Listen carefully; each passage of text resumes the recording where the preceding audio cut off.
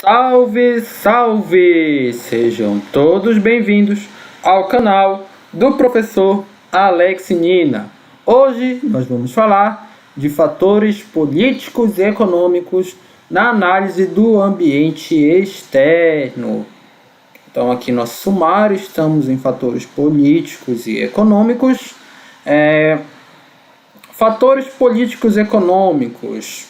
Então, nós temos propostas políticas, indicadores macroeconômicos e a política econômica propriamente dita. Parece confuso para quem lê a primeira coisa, mas significa política é uma coisa, macroeconomia é outra, política econômica é outra coisa, tá bom? Então, claro, são coisas interrelacionadas, mas a gente vai falar um pouco mais disso. O que é que são propostas políticas? As políticas públicas podem beneficiar ou prejudicar um grupo de empresas ou o mercado como um todo. Eu vou dar o exemplo da Cogna. Antes dela ter esse nome, quando ela se chamava Croton, ela foi bastante beneficiada por uma política pública que era o FIES, que terminou um tempo desses, ou está para terminar, não posso dizer se já terminou, se não me engano esse ano de 2021, não importa.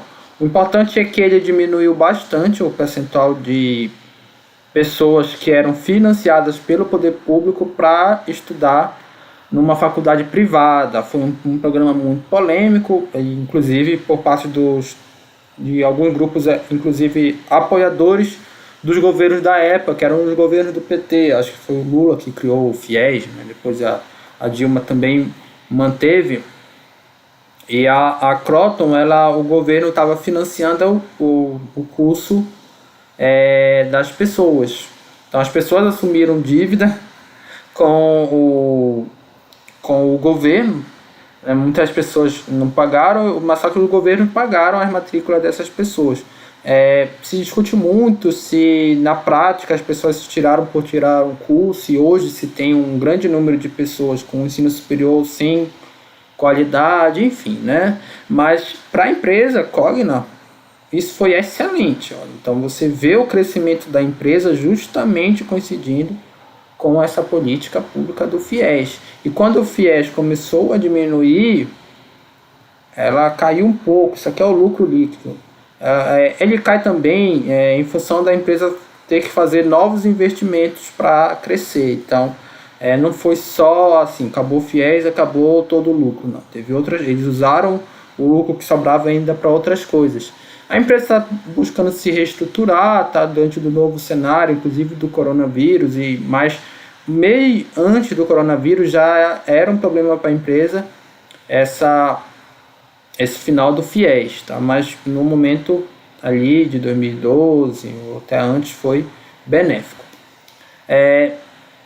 A ação do governo também pode prejudicar uma empresa, como no caso das corrupções de estatais. Então, ainda no governo do PT, pelo menos quando foi descoberto, né? Corrupção na Petrobras pode ter superado 6,2 bilhões. Isso é uma notícia de 2019. Então todo mundo se lembra lá do Petrolão, dos casos de corrupção. É uma empresa que tem um controle do governo, mas o governo ele controlou de forma a fazer ali a corrupção. Então o governo tem essa participação também. Especulações em torno da atitude do governo são comuns na própria Bolsa de Valores. Então esse é o gráfico aqui de cotação de uma empresa chamada Forja Taurus, que é a empresa que produz armas.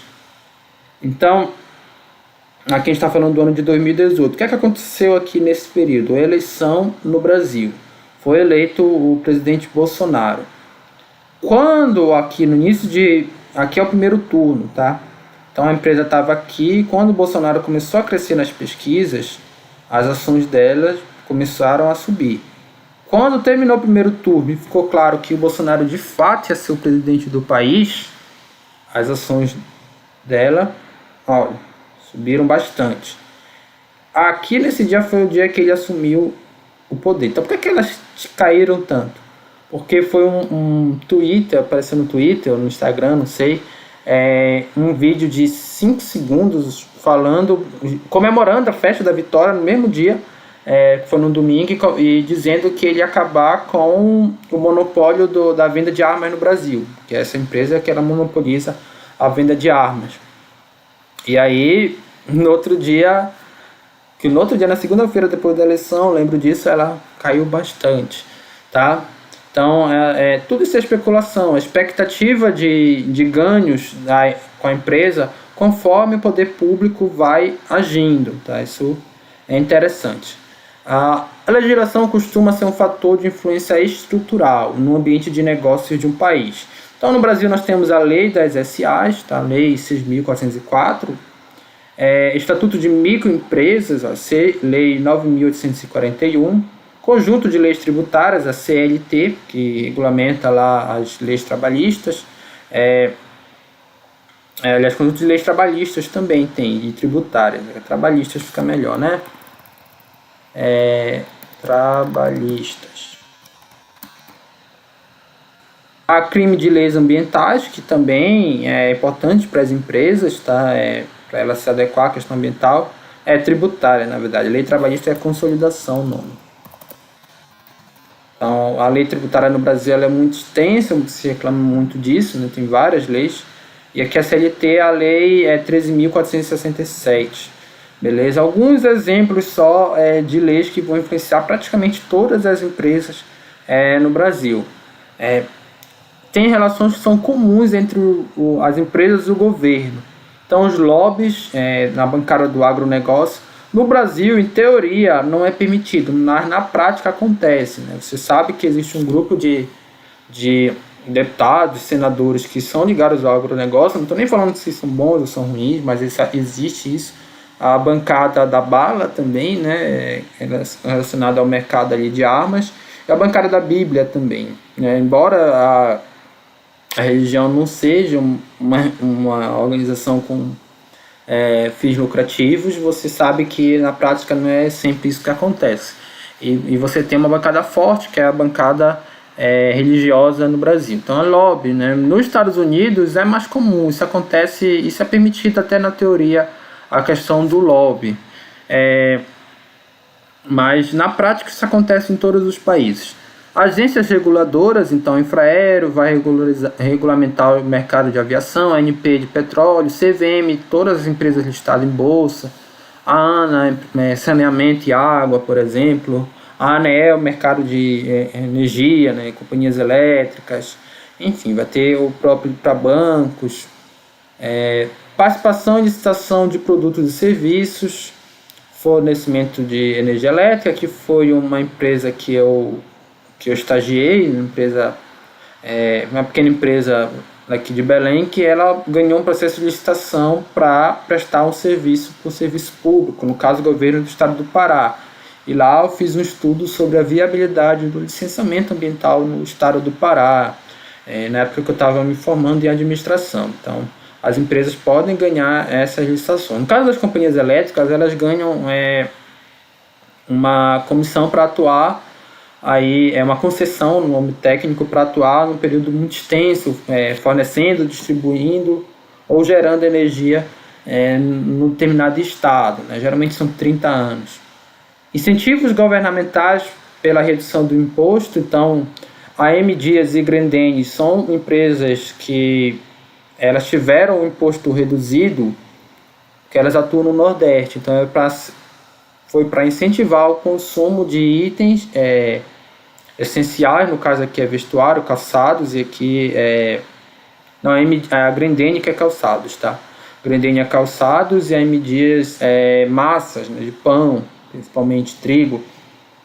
E aí você diminui o imposto sobre essas empresas para que os produtos ficassem mais baratos para o público nordestino, que é de baixa renda. Na Amazônia temos a Zona Franca de Manaus, também onde os impostos são reduzidos para o setor industrial. Tem vários outros casos de que você reduz imposto para incentivar certas empresas. O financiamento, o BNDES funcionou no Brasil na visão desenvolvimentista, de desenvolvimento parece redundante, mas existem várias visões, uma delas é a desenvolvimentista, ou neodesenvolvimentista também. Existe essa ideia do poder público ter bancos estatais para financiar determinadas empresas que possam trazer um desenvolvimento socioeconômico. Então, o próprio governo Lula fez a política de campeões nacionais, né? O governo Lula e Dilma. Então, eles financiavam empresas, financiaram várias empresas, a Oi, no caso, para que ela pudesse se expandir e ganhar o mercado nacional, trazendo inovação, tecnologia, essas coisas. Assim, eles financiavam a juros abaixo do mercado. Então, se todas as empresas estavam disponíveis lá um juros de 14% ao ano para captar recursos, para essas empresas que foram beneficiadas pelo BNDES, e várias aí também, todas as empresas que se envolveram em corrupção depois, né, ou todas não, mas vou falar que boa parte das empresas que se envolveram em corrupção tiveram recursos do BNDES a juros menores do que o mercado estava dando. Então, eram juros de 2%, 4%, quando o mercado estava oferecendo 14%. Isso causa uma série de problemas do ponto de vista macroeconômico. Aquelas empresas de construção civil, né, Camargo Correia, que vocês ouviram muito falar na época que veio à tona esses problemas. E até hoje se fala da caixa preta do BNDES, lá também a JBS recebeu financiamento do BNDES, então teve essa política aí que aconteceu muito no Brasil. Então tem aqui um vídeo no YouTube que explica o quanto essa política foi ruim para o Brasil, e isso no meu ponto de vista também, mas não é um ponto de vista consensual, tá? Alguns autores defendem que isso seja acontecido, não que isso aconteceu de forma correta, mas que de fato o governo deva financiar a juros baixos certas empresas no Brasil. Só que assim, o dinheiro do governo ele não vem do nada, ele vem dos impostos que a gente paga. Então, na prática, quem está financiando essas empresas é a população. Por isso que eu não vejo muito sentido. Você vai financiar uma grande empresa para depois trazer um retorno para a população. Se fosse pequenas empresas, talvez fosse melhor, mas eu não concordo muito. Enfim, né? Mas é uma forma que o governo pode aí beneficiar ou atrapalhar uma determinada empresa. Indicadores macroeconômicos. Nós estamos falando do indicador total da economia. O principal, pessoal, é o PIB, Produto Interno Bruto, ou PIB per capita também, que é inclusive mais significativo, já que é o PIB dividido pela população. É um indicador muito discutido em economia, em particular em economia do desenvolvimento, a questão de sustentabilidade também. Tem uma playlist aqui do canal de gestão ambiental empresarial, planejamento urbano, em várias playlists estão aulas que eu falo sobre desenvolvimento sustentável, escola de desenvolvimento, e vocês podem dar uma olhada na discussão que tem em torno desse indicador aqui. Então ele é muito controverso, mas existe uma teoria, que é a teoria dos benefícios mútuos, que ela sugere que quando o PIB de um país, de uma região cresce, o PIB per capita principalmente, ele é bom para todo mundo, ou seja, para as grandes empresas e também para as pessoas pobres. Ele acaba reduzindo a pobreza absoluta, entre outras coisas. Então é como se fosse uma maré, em que a subida da maré iria fazer com que subisse todos os barcos, grandes e pequenos. Então, grandes empresas, pequenas empresas, todos os setores iam se beneficiar do PIB. De certa forma, isso é bastante difundido, e boa parte da literatura acredita de fato que o PIB, se não é a variável mais importante, é sim uma variável relevante, e que isso ocorre em boa parte dos casos, tá? Ou na maior parte dos casos. Claro que não dá para dizer que é sempre verdade que o crescimento do PIB vai ser bom, mas de modo geral, um crescimento do PIB de longo prazo ele traz um certo desenvolvimento para a sociedade. Então é muito diferente se você está numa região em que o PIB está crescendo forte e numa região que não consegue crescer o PIB nem a renda das pessoas. Está numa situação que a literatura chama de armadilha da pobreza. E uma empresa que está numa região que o PIB cresce, imagina as empresas chinesas, por exemplo, naquela época que o PIB da China estava crescendo a 10% ao ano, né? empresas bastante beneficiadas. E as empresas que vendiam para a China, como foi o caso de várias empresas do Brasil, inclusive a JBS, tá? A Vale, se beneficiaram também. Então, é o PIB até de outra região, mas que é a região onde estava o mercado consumidor da empresa. Isso aqui é interessante.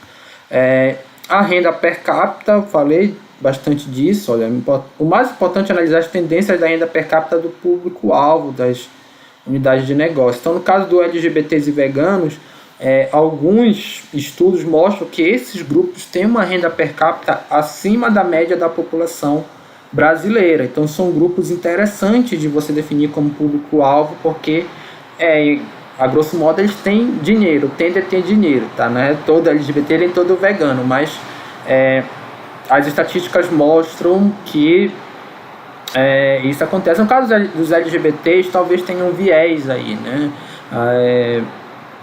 Existe a diferença daqueles que se declaram e não se declaram, e talvez os que se declaram tenham mais autonomia, inclusive financeira, né? Que isso, queira que não, influencia, para poder se declarar. Não sei, eu não sou da área, então não sei, mas no caso dos veganos, existe uma relação. Geralmente quem tem renda per capita maior tem maior nível de escolaridade e tende a ser mais preocupado com essas questões globais de sustentabilidade. Por isso que eles de fato têm uma renda per capita acima da renda nacional. Pode contrastar com tendências demográficas adversas. Então, hipotético, olha, a população de idosos está aumentando, porém a renda média dos idosos está diminuindo. Então, olha, pode ter assim, essa questão, olha. Então, várias tendências, elas, por um lado, o mercado-alvo, por exemplo, de idosos está aumentando. Isso seria bom para uma empresa como a GEAP, um plano de saúde. Mas esses idosos, eles têm uma renda menor, uma renda per capita menor, que se desvaloriza em relação à inflação, por exemplo. Então, não compensa muito esse aumento do número de idosos. A população de crianças realmente está diminuindo, porém a renda média dos seus pais está aumentando. Então, lembra que existe uma diferença do consumidor para o comprador. As empresas têm, em gestão de marketing, tem que ter isso claramente. A gente não vai falar disso de forma detalhada, mas basicamente quem consome nem sempre é o mesmo indivíduo que quem paga. No caso das crianças é isso, né? As crianças não são as crianças que pagam pela escola, pelos brinquedos, sim, são os pais dela. Então, se o número de crianças está diminuindo, mas a renda per capita dos pais dela está aumentando, isso poderia ser bom para uma empresa como a Cogna, na unidade dela que está posicionada ali no negócio da educação básica. A gente viu ela anterior que esse negócio ele está diminuindo em relação ao total de matrículas na educação básica no Brasil, mas se a gente pegar só a parcela para a educação privada, ele está aumentando. Aqui alguns exemplos da Sanepar, né? Número de vagas de emprego no setor do Paraná. A gente falou de renda per capita, mas tem também a questão do emprego. Então a evolução do emprego no estado do Paraná é interessante para a Sanepar, porque quanto mais pessoas estiverem empregadas, a inadimplência, que é um fator muito importante para essas empresas que fornecem água, esgoto e energia, ela diminui. Então, sempre a inadimplência diminui, os lucros da empresa vão aumentar. A política econômica, no caso do Brasil, tem um conjunto de políticas governamentais, no caso do Brasil não, todos os países, né? A política econômica, ela relaciona ao conjunto de políticas governamentais que interferem diretamente na economia do país.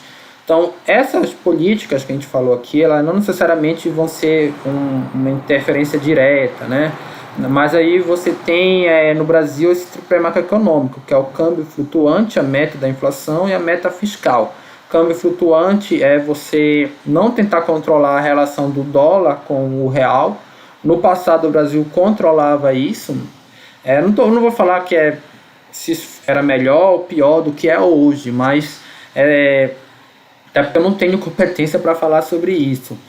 Mas é só para vocês saberem que é diferente, né? Antigamente você tinha que parear, o dólar sempre teria que estar sendo vendido $1 a R$1. E o que é que o Brasil fazia? Vendia ou comprava reservas em dólar conforme para manter essa paridade. Tá? Um pouco de economia, eu não vou adentrar nisso.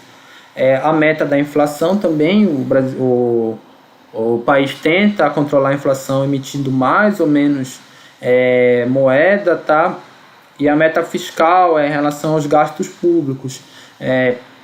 Você tentar, atualmente está valendo a regra do ouro, que você controla o orçamento conforme o crescimento do PIB da economia. Então o orçamento ele não pode crescer mais do que o próprio PIB. Hoje tem uma regra que foi estabelecida no governo Michel Temer, mas antes disso tiveram outras regras de controle dos gastos públicos, a lei de responsabilidade fiscal, as próprias leis que são constitucionais, o plano plurianual, lei orçamentária, lei de diretrizes orçamentárias. Então isso são basicamente esses três fatores que tratam da política econômica do Brasil, tá? Método da inflação. Olha, a inflação é o valor do dinheiro no tempo.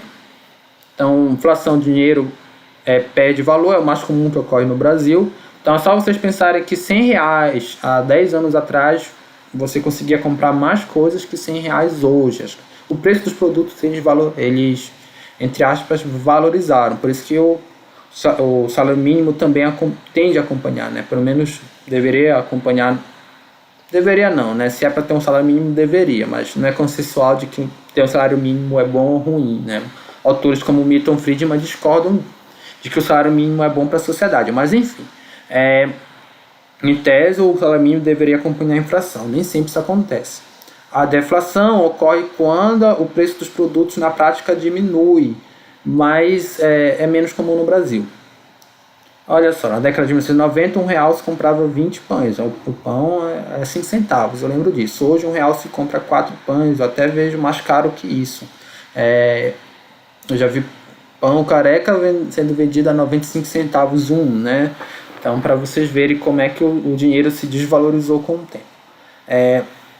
Claro que o salário das pessoas também é maior, né? Então tem que ver qual é a variação real, né? Você vai pegar, por exemplo, o salário mínimo e comparar com a inflação para ver se houve de fato um aumento ou não.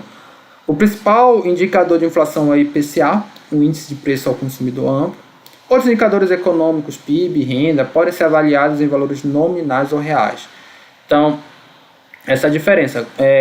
Quando a gente vou pegar o salário mínimo e pega a variação dele com valores nominais, é uma coisa. Agora, se a gente corrigir pela inflação, é outra coisa. Existe todo um cálculo para se fazer isso, tá? Principais mecanismos de controle da inflação: a taxa de juros básica, a Selic. Quando o governo quer incentivar a economia, aumentando a inflação, ele diminui a Selic. Então foi o que o governo fez agora na crise do coronavírus. A Selic chegou a 2%, que foi a mínima histórica do Brasil. Ou seja, se você emprestasse dinheiro para o governo, você pode fazer isso comprando um título público, ele ia estar rendendo 2% ao ano. Quando no passado ele chegou a render 15%, 16%, na época do governo Dilma. Praticamente desde lá a taxa Selic vinha reduzindo, mas ela chegou ao mínimo na pandemia. Por quê? O governo precisava incentivar a economia diante da crise do coronavírus. Quando quer conter a inflação, aumenta a Selic. Só que esse incentivo à economia ele vai aumentar a inflação. Em uma hora a conta vai bater. E aí o governo vai ter que aumentar a Selic. Foi o que eles fizeram recentemente, na última reunião do Copom, né, o Comitê de Economia Nacional. Eles aumentaram a Selic de 2% para 2,75%. Acaba que também o valor da Selic influencia no preço do dólar. Tem uma relação aí também nas ações, mas isso eu não vou adentrar, que é também mais complexo. Base monetária é o total do dinheiro do país.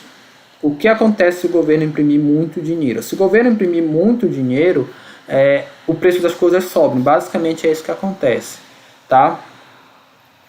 Explicando a grosso modo. Então tem mais sobre isso aqui, um vídeo da Selic, se vocês quiserem se aprofundar nessas temáticas. Por isso que imprimir muito dinheiro não vai resolver.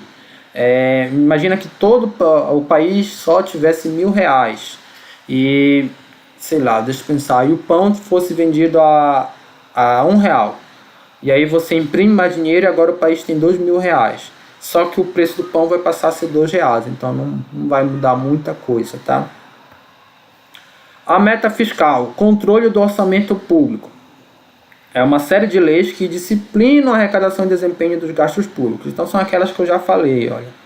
Plano plurianual, lei de diretrizes orçamentárias, a lei orçamentária anual e a lei de responsabilidade fiscal. Visam basicamente a transparência e o controle do endividamento público. No Brasil, a meta geralmente é superávit, ou seja, gastar menos do que se arrecada. Se o endividamento público aumentar, o governo terá que aumentar os impostos sobre a economia.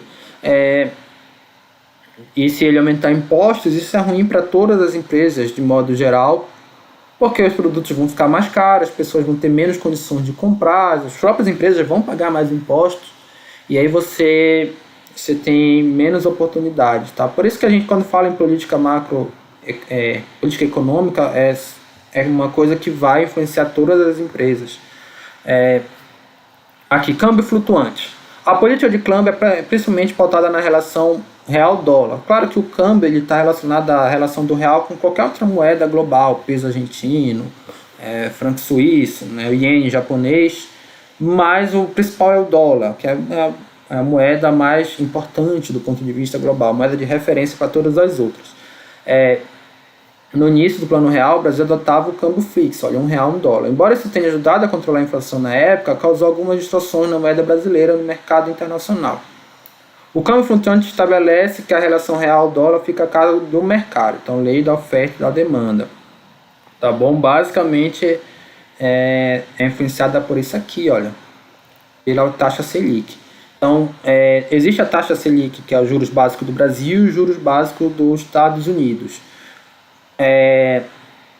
Quando o juros no Brasil está baixo e os juros nos Estados Unidos está baixo também, os investidores eles vão comparar se eles compram títulos públicos do Brasil ou dos Estados Unidos. Porque os Estados Unidos ele é um país menos arriscado, então geralmente o juros lá ele é menor do que no Brasil. Imagina a cabeça do investidor. Ele quer investir num país, no poder público de um país, não numa empresa, e ele tem um país como o Brasil, que em vários momentos históricos já deu calote nos seus credores, ou um país como a Argentina e Venezuela, que é pior ainda, já deu vários calotes, e tem um país como os Estados Unidos, que nunca deu calote em toda a sua história, sempre pagou seus credores, né, as pessoas que compraram títulos públicos. Aí ele é favorável a comprar título público do governo americano. Só que o Brasil precisa vender títulos para se financiar. E ele não vai vender ao mesmo juros que o governo americano está vendendo. Ele vai vender a um juros maior, que é para incentivar com que os investidores eles comprem no Brasil, esses títulos do Brasil. Porque eles têm um risco maior. Então o risco elevado ele geralmente está associado com um maior retorno. O Brasil vai ter que oferecer um maior retorno para compensar o risco que ele está oferecendo, que é o chamado risco Brasil. Tá? Esse termo é utilizado, risco Brasil. Portanto, quando a taxa de juros lá americana ela diminui, fica melhor investir nos Estados Unidos do que no Brasil. Então o dólar tende a aumentar. Se a taxa de juros dos Estados Unidos diminuir, ele tende a diminuir. Então é isso. Então, câmbio flutuante não quer dizer que o governo nunca vai intervir no câmbio, mas que não tem uma meta pré-estabelecida. Atualmente existem vários mecanismos governamentais que influenciam o câmbio. Olha, a relação à taxa de juros, a reserva de dólares do Bacen. Tá bom? A relação dólar-real bastante influenciada por dois fatores, né? Hoje, a guerra comercial dos Estados Unidos-China e o coronavírus. O coronavírus ele fez o dólar subir por conta que, como ficou uma situação bastante arriscada, o risco global aumentou, os investidores correram para o investimento mais seguro do mundo, que em tese é o dólar americano. Então, como eles investiram na taxa de juros, na taxa dos títulos públicos americanos, o dólar acabou se valorizando. Tá? Claro que isso em tese hoje se questiona, por exemplo, alguns grupos dizem que as criptomoedas são mais seguras que o próprio dólar, tem toda uma discussão econômica em cima disso. Como o câmbio impacta as empresas? Então, impacto direto: se a empresa tem majoritariamente as despesas em reais e as receitas em dólar, a alta do dólar é positiva. Então, olha só, Klabin e Vale, o que é que elas fazem? Elas produzem aqui no Brasil, então compram seus insumos em real. A Vale, no entanto, né, que tem a questão dos maquinários, mas o salário dos trabalhadores, por exemplo, ela paga em real. Quando ela vende para o exterior, ela vende em dólar. Então, se o dólar está mais caro, ela ganha com isso. A Klabin é no caso de papel, de celulose, tá bom? Empresa brasileira muito grande, muito forte. Se a empresa tem majoritariamente despesas em dólar e receitas em reais, a alta do dólar é negativa. Exemplo da M Dias. Então, uma empresa que trabalha com massa de pães e macarrão, entre outras coisas, o principal insumo dela é o trigo. O trigo é uma commodity que é vendida em dólar. Tá? É listado em bolsa, ele é vendido em dólar. Então, se o dólar está alto, o preço do trigo aumenta. E os custos para emitir aumentam. Só que na hora de vender, ela vende para o Brasil. Então, ela não vende em dólar, ela vende em real. E aí ela não vai ser compensado com o poder de compra dos consumidores. Para manter o mesmo nível de compra, ou tecnicamente o mesmo market share, ela vai ter que manter o preço dos produtos dela, não repassando esse aumento de custo para o seu mercado consumidor. Quando ela mantém esses preços, o lucro da empresa diminui. Então, pior, o aumento do dólar é ruim para M Dias e bom para outras empresas. Então, o aumento do dólar por si só não quer dizer que seja bom ou ruim, né? Tem vários fatores que podem beneficiar uns e comprometer outros, né? Prejudicar outros.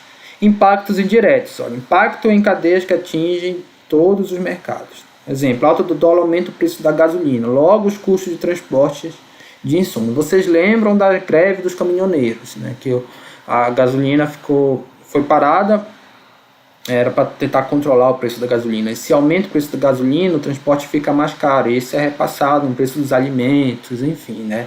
De várias coisas aí que praticamente todos os produtos dependem de transporte em sua cadeia produtiva. Swaps cambiais são mecanismos utilizados pelas empresas para se proteger das flutuações cambiais. Baseia-se em contratos de compra e venda futura de insumos a um preço pré-fixado. Parece que ficou confuso, mas considere que hoje o dólar está a R$5, hoje está mais caro. E o preço da saca do trigo seja $250, ou seja, R$250. A M Dias pode firmar um contrato de compra de saca de trigo a preço corrente, ou seja, esse preço aqui, $1, R$1, se prevenido de possíveis altas. Então, a gente está em 2021. E aí ela diz assim, olha, eu vou comprar trigo até 2025 a esse preço aqui, de $1, R$5. Então, se o dólar aumentar, os fornecedores vão ser obrigados por contrato a vender para ela nesse preço. Agora, se o dólar diminuir, ela vai ter que comprar nesse preço. Então, vai ser pior para ela nesse caso, se ela tiver um contrato. É claro que, do ponto de vista da M Dias, o risco é o dólar aumentar, mas do ponto de vista do fornecedor de trigo, o risco é o dólar diminuir. Então, para diminuir riscos, ambas as empresas, é bom para ambas as empresas ter mais previsão em relação às suas vendas e compras, porque é melhor, por exemplo, para você elaborar um orçamento, né? Você saber quanto é que você vai ter de receita e despesa no futuro, isso é bom para a tua gestão. Então, por isso que se faz isso, é uma forma de você reduzir risco. O benefício para a empresa é esse, ele pode planejar seus custos.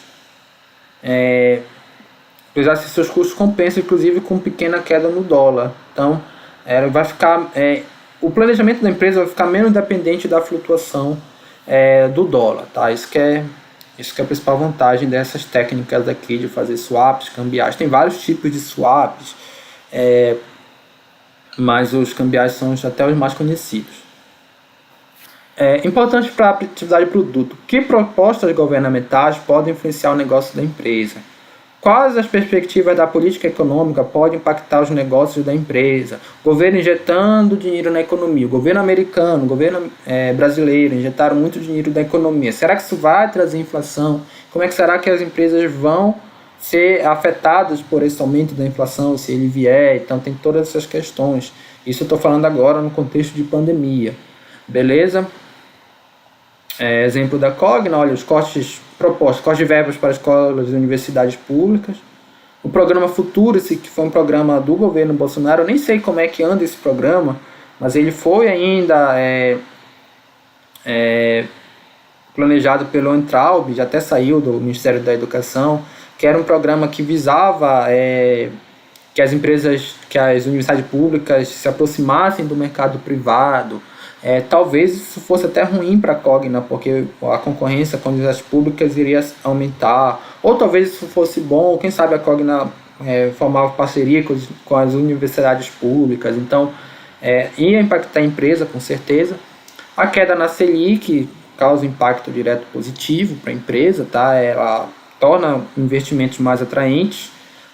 O aumento do déficit orçamentário é um impacto direto negativo. O governo, tendo déficit, ele vai ter que cobrar mais imposto, então isso é ruim para todas as empresas. A alta do dólar também é ruim no caso da Cogna, tá?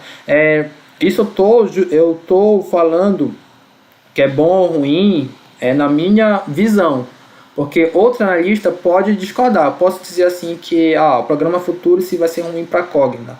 Outro analista vai dizer que vai ser bom, porque não dá para saber todos os efeitos de uma proposta governamental e muito menos de uma política econômica. O que eu cobro é que se justifique. Se você dizer que a alta do dólar vai ser bom para a Cogna, não é errado, mas você tem que explicar o porquê que vai ser positivo para a empresa ou porquê que vai ser negativo. Beleza? Então é isso, pessoal. Até a próxima.